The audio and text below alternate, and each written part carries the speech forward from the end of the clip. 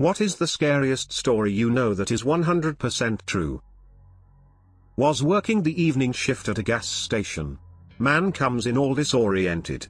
I go to help him out. He has a gash on his head and doesn't know where he was. I couldn't see any crashes around, so assumed he had fallen or something. Normally we are supposed to stay inside the glass-shielded register area whenever anyone is in the store. I, being a nice human being, went to help while calling the police EMS.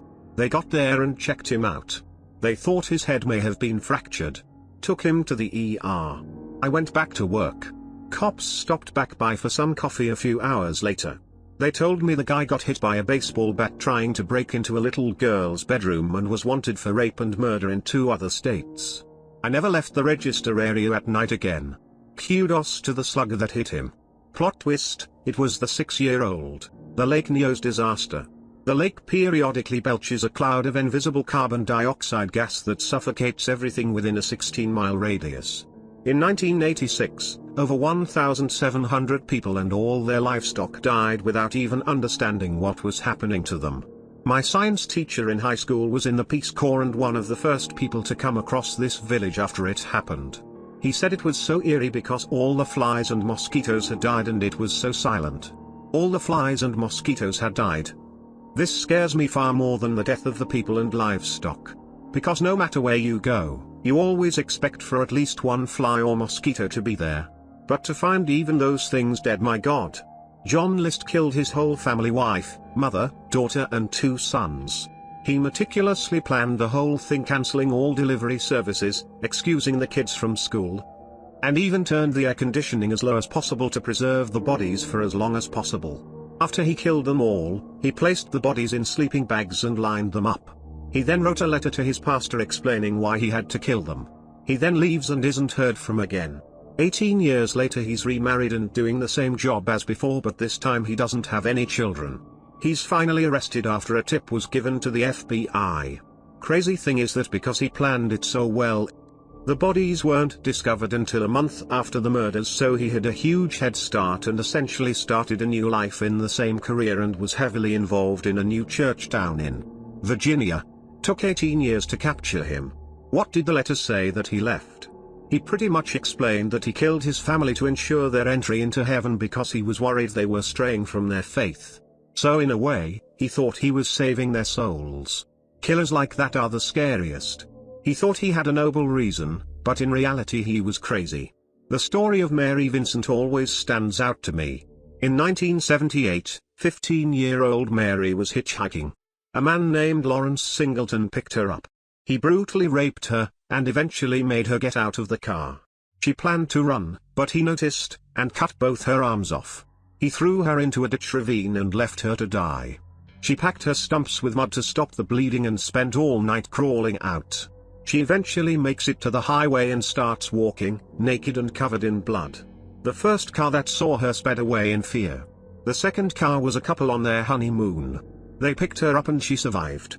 Edited to add, I was in a rush when I wrote this, so you should definitely read more into the story, it's crazy. From the horrific act itself, to the court proceedings, to the fact that he hardly served any time. What really upsets me most about this is that Singleton was released from jail for good behavior and went on to murder a different woman a few years later, Roxanne Hayes. I think in these scenarios we can safely say that if you can rape someone, chop their fucking arms off and leave them to die, you aren't ever safe to be released. One of my friends had someone following her home, hiding in the bushes so they couldn't be seen. She booked it to her house, got inside, and he was watching the house from the outside. She called the cops. They come along quietly and got the jump on him. He had condoms, handcuffs, and a knife. When they got his DNA, it turned out that he was linked to a half-dozen rapes in the area. She credits her regimen of running sprints to outrunning him that night and firmly believes she would have been raped if she couldn't outrun him then. Rule number 1, cardio. In my town in the early 90s there was a notorious killer that had all of British Columbia, Canada on watch. My wife's mother, years and years before I knew them, had been home alone while her husband was in England doing tree surgeon work, arborist. She was in her laundry room when a man walked up from her basement, completely scaring her. She freaked out and said, "What the hell are you doing here?" He said he was friends with her husband and was just coming to see if he was here. Apparently he told him he could just walk in, which she knew was bullshit. She was smart enough to tell him that he was just at the store and would be back any minute. He said he would wait outside for him. As soon as he left she called the police, but he was long gone by the time they got here. 2 weeks later, the killer was caught, his mugshot put on TV, and it was the guy in her house. My family has a similar story, and I'm pretty sure some of you serial killer buffs out there might figure out who it is before the reveal, because their story is pretty unique. When my parents were in college they went on a trip down to Florida. They had met through mutual friends and were down there together but hadn't gone on a date yet. My dad and one of his friends were planning to meet my mom and some of her friends at a hotel, but being the carefree college guys they lost track of time and realized it was impossible to get to the hotel on time by walking. They decided the best solution to their problem was to hitchhike, and a car with 2 women picked him up. Everything seemed fine until the driver asked them if it was okay to stop for gas. My dad and his friend agreed it was no problem since they were making good time, and she drove into a gas station. She then pumped her car full of gas before hopping back in and flooring it, basically stealing the gas with 2 hitchhikers in the back. My dad and his friend were beginning to freak out when she pulled a gun from under her seat and asked, "Are we gonna have a problem?" or something like that. My dad and his friend shook their heads vehemently, because what else do you do in that situation? She then drove them to the hotel and dropped them off without so much as a scratch, and they kinda thought nothing of it until the news started reporting on a serial killer in Florida known as Aileen Wuornos. He took one look at her picture and instantly recognized her as the driver. The only reason my dad thinks she didn't straight up kill them was because they were super polite and respectful to her, and her victims were usually scumbag guys trying to take advantage of her. TL, Dr. Aileen Wuornos is the reason my dad got to his first date with mom on time. 3 sailors survived the sinking of the SS West Virginia at Pearl Harbor, only to die 16 days later, due to the lack of air. The Navy knew they were there, but couldn't get to them. Harrison Urken, a 2013 Nigerian boat sinking, was trapped in the boat for 3 days at the bottom of the ocean. At 5:30 the diver finds the area Harrison is in, sees a hand a few feet from his face and reaches out to grab it. Only then did they realize the person was alive. 30 seconds later the diver enters the air pocket Harrison has been surviving in. Wow! What a moment for everyone involved. I can't imagine 3 days, and then suddenly a person appears. He said it felt like 6 hours to him. I've heard that being trapped in complete darkness changes your sleep cycles and takes away your ability to perceive time. It's really creepy to think about for some reason. Mostly because I'm afraid of the dark, but my dad and some friends got drunk and went for a drive on some back roads and were going as fast as the truck would go as teenagers. My dad was slightly less drunk than the others and eventually demanded they let him get out. They pulled over and he and one other girl got out. He and the girl started walking to town while the other 3 sped off in the opposite direction. Well, less than a mile up the road from where they got out is an extremely sharp turn, which they missed and hit a tree going pretty close to triple digits miles per hour. 2 of them died on impact, and the only reason the 3rd survived is because they crashed in front of a house that 2 doctors lived in. The survivor was paralyzed and lost his leg and part of his arm and was in the hospital for 8 months before dying. This was in the 60s, so medical care wasn't what it is today. When I first got my permit, my dad took me to that corner to explain the importance of safe driving. It gave me goosebumps about how close he was to being in the truck. He said that the dad of the driver got what remained of the truck to be hung up in the center of town for months after, to be a warning to all. That's terrifying. I missed a situation like this years ago. Was hanging out with a buddy at the bars and we leave to go back to his place for some smoke and video games. His roommate comes home from work, he was a bartender, and tells us he's heading out to the bars and asks if we want to go. He'll drive. We go back and forth but eventually decide to stay in. Turns out, the buddy had been drinking heavily at work, but we couldn't tell. He ended up flipping his Jeep off of an overpass and dropping 20+ feet. The entire back of his Jeep, where I would have been sitting, was crushed into the back of the front seat.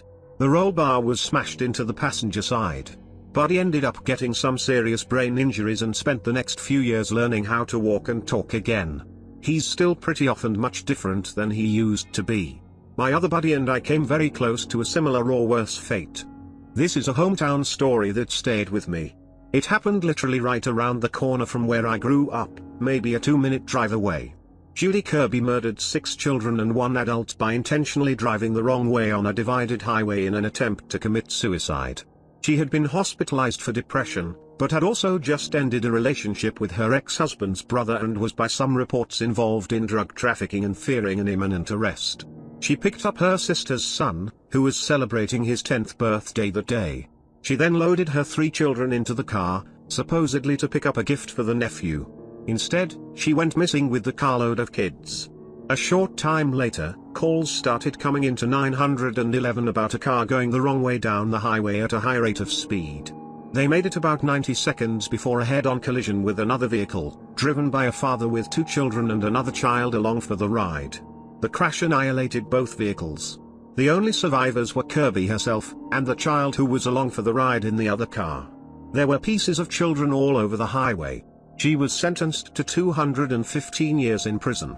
This sounds exactly like the story of There's Something Wrong with Aunt Diane, another real-life event where a woman drove a van full of children down the wrong way while being high on some drug, before eventually hitting another car and killing herself and the kids. Really odd the similarities between Judy Kirby and Diane Schuler's cases. Edit, had forgotten the details of Diane's case, but she had apparently been horribly drunk. Empty handle of vodka found at the scene plus blood alcohol content twice the legal limit in autopsy, and had tested positive for THC in her system. My brother's ex-GF had 2 older sisters. They died before she was born. One day they decided to play hide and seek or something, so anyway, they both climbed inside a chest and accidentally locked themselves in. They suffocated. That is terrifying. It's particularly terrifying to me because I remember when I was younger something similar almost happened to me and my cousin. She had a daybed and we decided to get behind it and push it against the wall so we could play and nap in the dark. It got unbearably hot and we realized we couldn't breathe after about 30 minutes. If it wouldn't have also gotten so hot from our fear body heat lack of oxygen, we might have actually suffocated because we were getting lightheaded. It was scary, but eventually we pulled the bed away from the wall. I have no idea how that could happen on carpet. Bizarre freak accidents are just so strange. I'm truly sorry for you brother's ex-GF. Edit, the bed. Years ago when I was 8 my family lived in this big weird house kind of on the edge of a small town. The school district was in the middle of a big restructuring, so even though we were only a couple grades apart my brother and I went to different schools and took different buses. This left me as the last person to leave in the morning and the first person to get home in the afternoon, which meant it was my job to make sure all the lights were off and the door was locked. One morning I noticed the basement door was open and the light was on, so before I left I turned off the light and closed the door. When I got home that afternoon the light was on and the door was open again. I just assumed that I'd forgotten to actually take care of it when I noticed it in the morning, so I went over to turn off the light and close the door. When I got to the top of the basement stairs I looked and there was a big shadowy male figure towards the bottom of the staircase. I freaked out, slammed the door and pushed a bunch of boxes against it and then went and hid in my closet. For months I didn't tell my family because I was positive what I had seen was a ghost and didn't think anyone would believe me. Then about a year after that incident my mom and her boyfriend realized that small amounts of money had been going missing for months, totaling around $800 to $900, but never more than $60 at once. So we all walked around the house with flashlights trying to figure out how they could have gotten in. Turns out some creep was climbing in through a small hole in the outside of the house, shimmying through a crawl space, then coming up into the house through the basement. Realizing I had been alone in the house with him on at least one occasion was one of the worst, most terrifying moments I've ever had. Home invasion is seriously one of the scariest things that can happen to a person. The home is like a final refuge from the world, and to have it violated like that is so unnerving. My wife called me while I was at Walmart one day. She had a broken ankle and had just had surgery on her hernia. Her mobility was like 5 out of 100. And of course someone tried to break in. Her saving grace was yelling through the door that she was on the phone with cops. Really with me? I'm on the way home. And I passed the guy. To the exact description my wife gave me and the cops. I swerved his ass off his bike, hopped out the car and sat my fat ass on top of him until the cops got to where I was. Guy had a gun, rope, lock tools. It could have been bad. Luckily though he ran. And with even more luck we crossed paths. He could have went anywhere when he left my yard, but he came straight towards the Walmart I was leaving that was about 3 minutes away. Edit: I've had a few DMs questioning the authenticity of this. I can't prove it other than you-induced lobotomy was in the car with me when it went down. I'll tell you one that happened to me, or rather, I was witness to. One night, I was out at a bar with a friend I was visiting in New Rochelle, New York. We went outside for a cigarette, and a car came flying past the bar. The car burned through a red light, and started going up this hill that was on a curve. We watched as he veered over the double yellow, and smashed head-on with another car coming from the other direction. Both cars' hind ends lifted up, then slammed down. The car that was driving correctly burst into flames. I ran inside and grabbed the fire extinguisher, then yelled to the bartender to call 911 and say there has been an accident. My friend, a few other patrons, and me ran to the cars. Now, I used to think this was a fictional trope, but I was pretty drunk before this happened, and I swear it sobered me up instantly. I tried spraying the fire, but it did nothing. The fumes and heat were awful, and all we could do was stand back. The worst part was, and this will haunt me forever, was that the woman in the burning car was screaming as she died.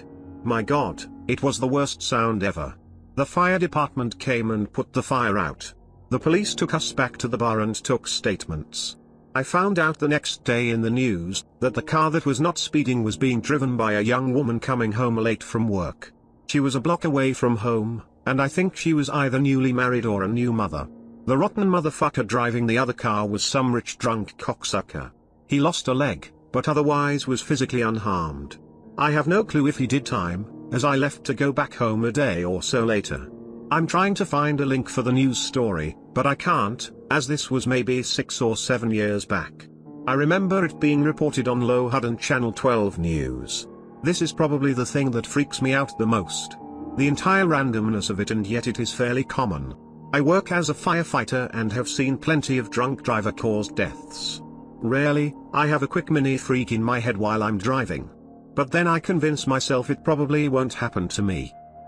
Nutty Putty Cave in Utah was sealed up in 2009 after John Jones was trapped upside down in a small crevice while spelunking. When rescue teams finally arrived, he had been upside down for so long that his legs were drained of blood. The only possible way to have gotten him out was to break his legs, which would have sent him into fatal shock. He died after being trapped for 28 hours. His body's still in the cave.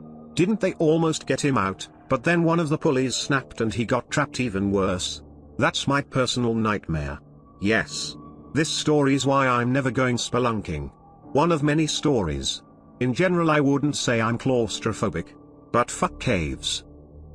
Years ago, my now husband worked for an industrial laundry company in their head office when a PR disaster happened that also mentally screwed up a number of people. Their company collected laundry from large hospitals and medical-type businesses, e.g. care homes, etc., and cleaned them. You can imagine the sort of heavy-duty cleaning, bleaching, boiling, etc. needed to remove those sort of biological contaminants. One day a laundry cart went through the usual bleaching, boiling cycle before it dropped out into a conveyor belt to be sorted for drying pressing when there was a horrid scream. A small newborn baby's body had been discovered tangled up amongst the sheets. It had been cooked. The laundry workers were distraught. The whole place had to be shut down. Police called and the laundry tracked back to the hospital to discover what happened.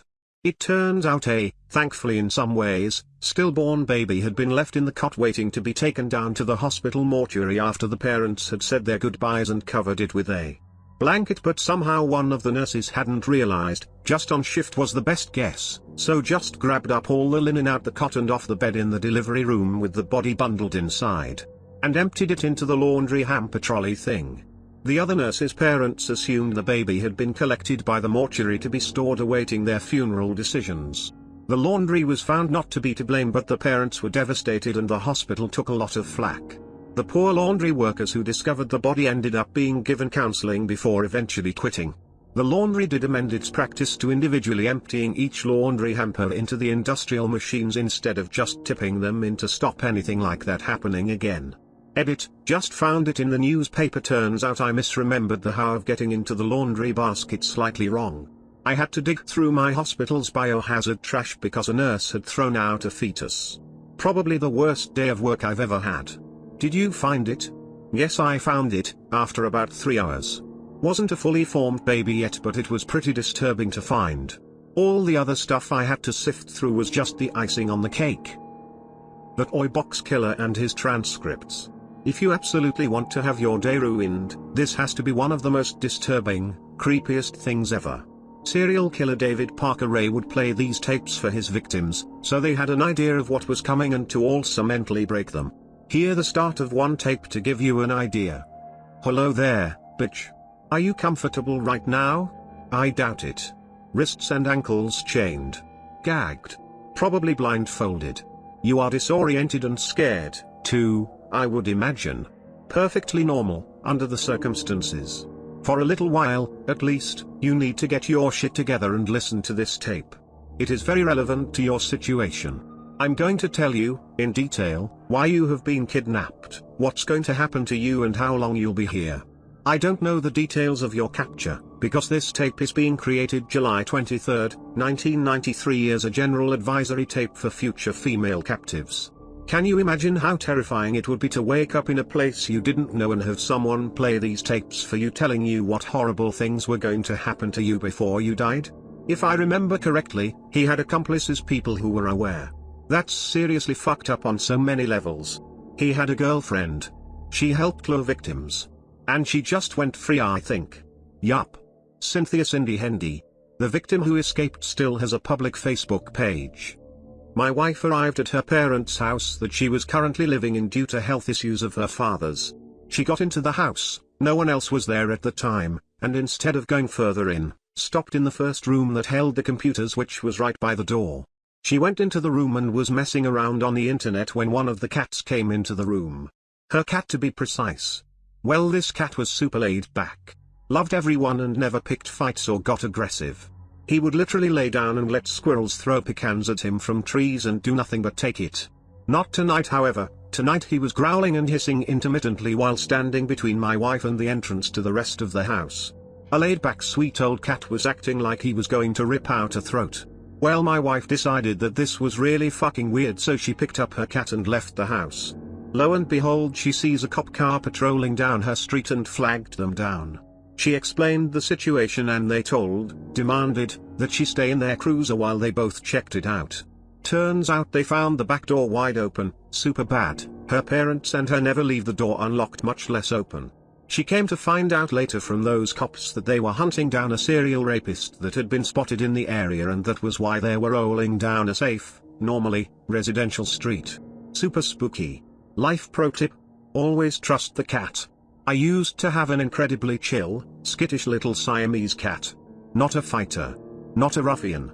She would hide under the bed when anyone but me was in the house. Landlords and repair workers would say, "I thought you said you had a cat." But she was extremely loyal to me and bonded to me. I was living in an attic apartment where the front door opened onto stairs, and then the stairs went straight up into the living room. One night she is standing at the foot of the stairs inside the house, yowling her fool head off. Just howling and yowling and really going to town. I'm half asleep and listening to her and wondering WTF, wishing she would stop. Then I hear it. A hand grabs the doorknob and turns it. Click. Turns it again. Click. Turns it again. Click. Someone is quietly but forcefully trying to jimmy open the door by twisting the doorknob hard in the middle of the night. Boom, I'm awake. My feet are on the floor. I'm like immediately vertical. And my cat races to the top of the stairs, looks me in the eyes and falls silent. She had done her job and gotten my ass up. This is about 2 a.m. and my boyfriend at the time would sometimes come home super late from his overnight job. So the first thing I do is call him and whisper, asking him if he's trying to get in the front door. He says, "What? Fuck no, call the cops now. Turn on all the lights in the house, make noise, get off the phone with me, and call the cops. Then call me right back." I do that, and the doorknob stops. The cops come and search the area and the block and find no one. It never happened again. After that I also barricaded the door. I'll never forget that what could have been an extremely dangerous, if not potentially brutal situation in the middle of the night was foiled by my gentle little scaredy cat Pussycat with big saucer eyes, who was terrified of her shadow. But when shit got real, she woke my ass up. I couldn't have asked more of a dog. Cats are badass. Never doubt it. My girl has gone on across the rainbow bridge, as they say. but I'll always treasure her loyalty and intelligence in this. Have you heard of the Nazi so bad that other Nazis, in particular fellow SS Nazis, constantly tried to get him and his unit disbanded and arrested? No? Well, his name was Oscar de la Vonga, and his unit was nicknamed the Black Hunters or the de la Vonga Brigade. Oscar de la Vonga was an early adopter of the Nazi Party.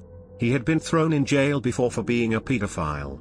Eventually, when World War II broke out and healthy ideal Germans were dying in droves on the Eastern Front, Oscar's old pal Heinrich Himmler, head of the SS, granted him a command of a unit made up originally of German poachers, and eventually German criminals being held in civilian jails camps, and military criminals. His unit was essentially designated as a rearguard unit meant to hunt down enemy partisans, or in most cases civilians in occupied countries. Oscar de la Vonga SS unit was responsible for many atrocities. Some atrocities so barbaric and bad other SS units reported him and his unit for atrocities.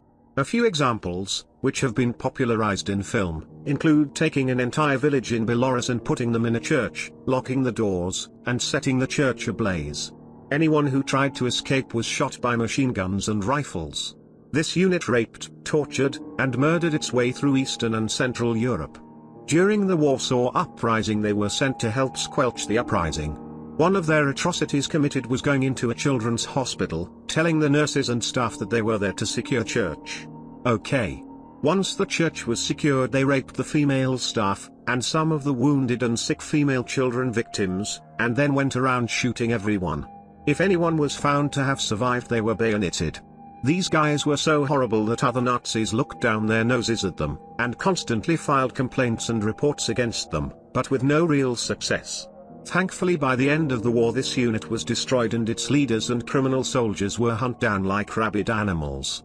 From an article. The Red Army pushed west and a Soviet soldier shot him in the chest. De la Vonga survived and went into hiding. French authorities later captured him in Altschausen in southern Germany after the war. They tossed him into a camp to await trial, but he never made it. The French authorities at the time claimed de la Vonga died of natural causes, but the man's cellmate said he watched as Polish guards beat him to death. If Polish guards did beat him to death, then it was an appropriate end to one of World War II's most savage war criminals. The French authorities at the time claimed de la Vonga died of natural causes. Considering the atrocities he committed, being beaten to death should be considered natural cause of death for him.